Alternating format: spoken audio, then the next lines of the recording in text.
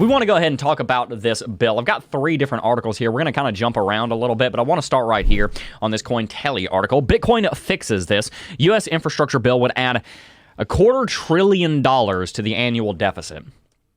The hotly debated legislation is no surprise to hard money supporters, as Cameron Winklevoss said that it would plunder future generations. It's a very good way of putting it. The United States tax bill, which could hurt Bitcoin and crypto hodlers, will continue to plunder the future generations, Cameron Winklevoss of Gemini argues. According to new estimates, the proposed infrastructure bill currently under discussion in Washington would pile on an extra $250 billion in debt. As the contentious bill makes its way through the government, crypto voices continue to warn about a potential tax nightmare, which they argue could still be easily avoided. An effort is currently underway from pro-Bitcoin senators and the crypto industry to change the bill's phrasing to reduce the future burden. Nonetheless, the bill in and of itself is a cause for concern on an economic level, Winklevoss said. The infrastructure bill is estimated to add another $256 billion to the federal budget deficit, the Gemini Exchange co-founder tweeted Friday. It will not be fully paid for. The plunder of future generations continues. Bitcoin fixes this. His words come the week after the Federal Reserve saw a new record on its balance sheet, which topped $8.24 trillion for the first time since July 26th. On July 26th. This is a doubling from 2 years ago. Basically, I can't go into everything about what the Fed's balance sheet is right now, but essentially it is a metric that helps us to get insight in how much money is being printed from the Federal Reserve through bonds and everything of the sort. So there is quite a bit of money being printed right now, and there is quite a bit of a deficit on Capitol Hill. In fact, recently we have seen that the United States government brings in about $3.5 trillion in revenues, and in 2020 they spent $6.25 trillion in outflows. So that's nearly a $3 trillion deficit. Now, albeit there was quite a bit of expenditure that happened in 2020 as a result of the pandemic that we're living through right now that is not hopefully going to be normal moving into the future, but we have no idea if that is going to be the case.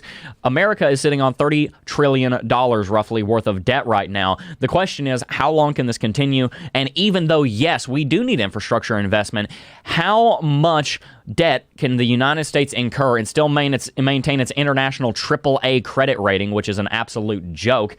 How long can that continue before certain countries, El Salvador being a good example, Miami, the city, which, by the way, Miami-Dade, the major metropolitan area around Miami, has the same population as El Salvador, and a bigger gross domestic product is adopting Bitcoin. That's why that's such a big deal. How long can federal governments around the world maintain spending like this without having to be forced to move into something like Bitcoin? We've kept it up for the last 100 years. Tim, I'm curious. How long do you think this can go on? About 4 days. About 4 days? Yeah. Okay.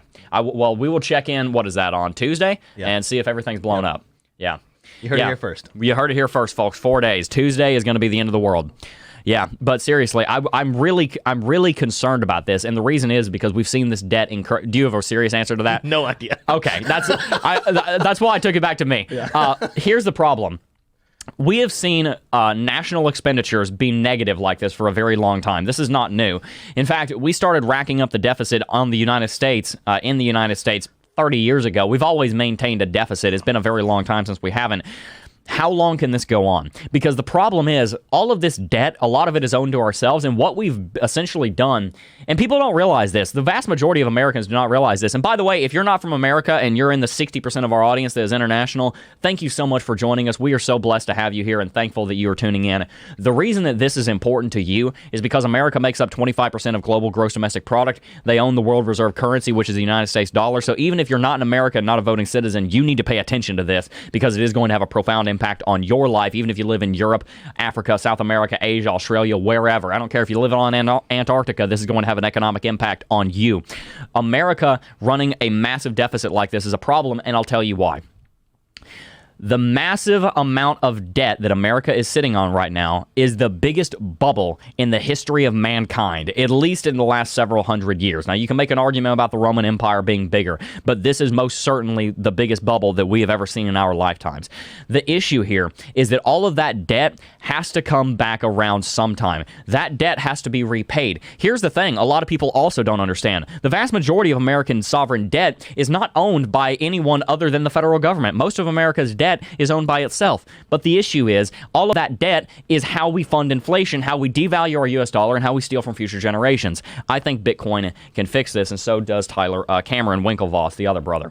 Let's go ahead and read on here. White House confirms support for minor changes to crypto tax proposal. And by the way, if you're enjoying today's stream and you're looking forward to everything we're going to cover, make sure to smash that like button and tune in 9:30 Eastern Standard Time, Monday through Friday. The crypto community is rallying against an amendment to the U.S. infrastructure plan that maintains strict reporting requirements for developers and validators while exempting miners.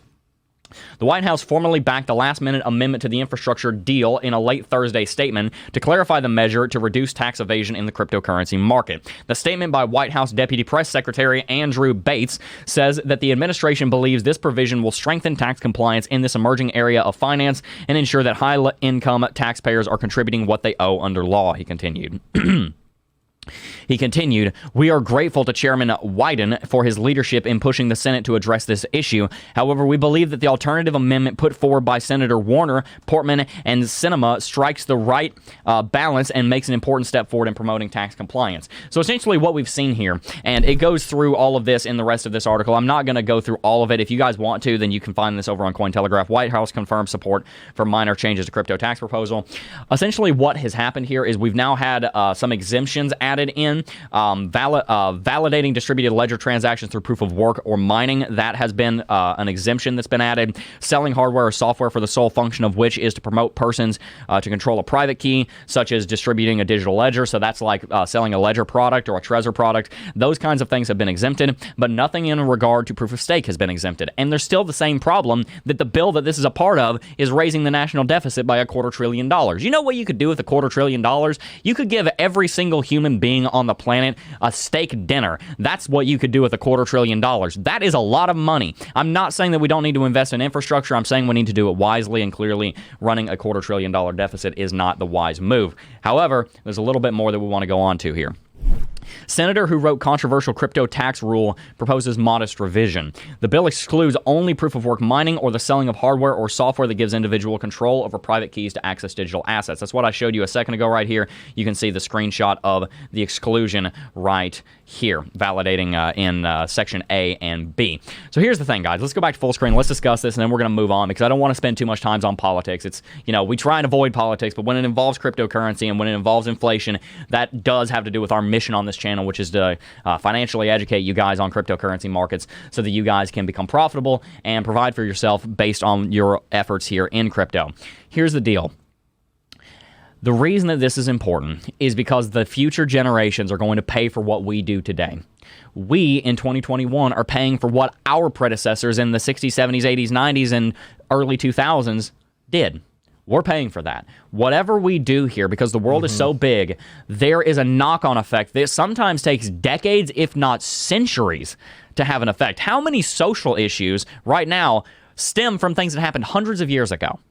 That's what I'm talking about. The decisions that we make today change the course of history in a major way. And the problem is we are constantly inflating our currency through the acquisition of massive piles of debt.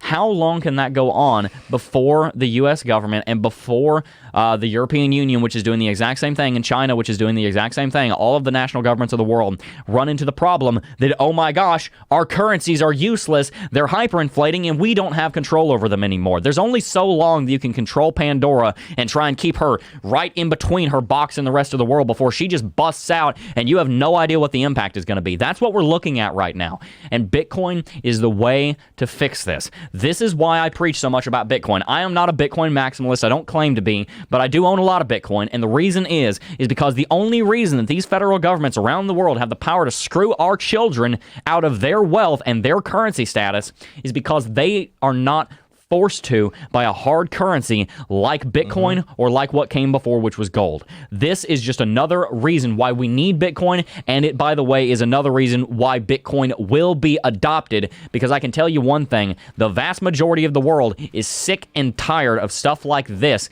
Yes, we need infrastructure. Yes, I think that to have a modern society, taxes have to be a thing. I'm not against taxes. I'm not against infrastructure. I'm not against government. I'm against the way that all three of those things are being done and executed in a very irresponsible way. If you were running a 50% deficit and you went broke and you went and kept borrowing money from, oh, I don't know, your children, wouldn't that be a problem? Wouldn't that be something that's difficult for you? Wouldn't that be something that you would not want to do? That's what our government is doing right now.